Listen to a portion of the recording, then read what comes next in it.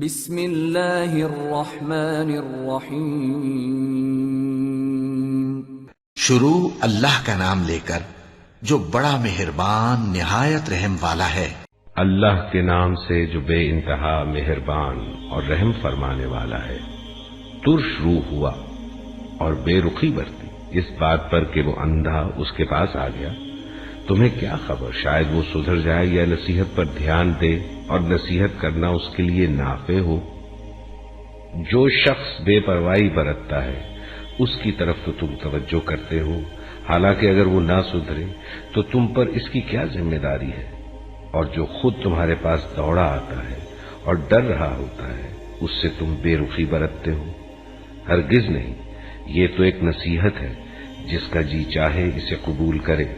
یہ ایسے صحیفوں میں درج ہے جو مکرم ہے، بلند مرتبہ ہے، پاکیزہ ہے، معزز اور نیک کاتبوں کے ہاتھوں میں رہتے ہیں۔ لعنت ہو انسان پر، کیسا سخت منکر حق ہے یہ۔ کس چیز سے اللہ نے اسے پیدا کیا؟ نطفے کی ایک بوند سے اللہ نے اسے پیدا کیا، پھر اس کی تقدیر مقرر کی، پھر اس کے لیے زندگی کی راہ آسان کی، پھر اسے موت دی اور قبر میں پہنچایا، پھر جب چاہے وہ اسے دوبارہ اٹھا کھڑا کر دے۔ ہرگز نہیں، اس نے وہ فرض ادا نہیں کیا جس کا اللہ نے اسے حکم دیا تھا۔ پھر ذرا انسان اپنی خوراک کو دیکھے۔ ہم نے خوب پانی لڑھایا، پھر زمین کو عجیب طرح پھاڑا، پھر اس کے اندر اگائے غلے اور انگور اور ترکاریاں اور زیتون اور کھجوریں اور گھنے باغ اور طرح طرح کے پھل اور چارے تمہارے لیے اور تمہارے مویشیوں کے لیے سامان زیست کے طور پر۔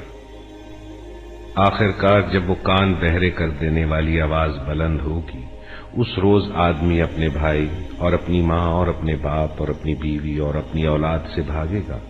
ان میں سے ہر شخص پر اس دن ایسا وقت آ پڑے گا کہ اسے اپنے سوا کسی کا ہوش نہ ہوگا۔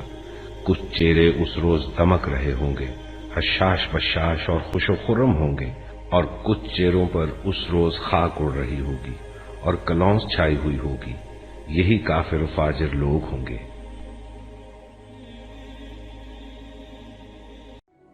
تذكر يوما كنت تعانق دمعة الفكر، تناجي الله في صبر وترجو رحمة تسري.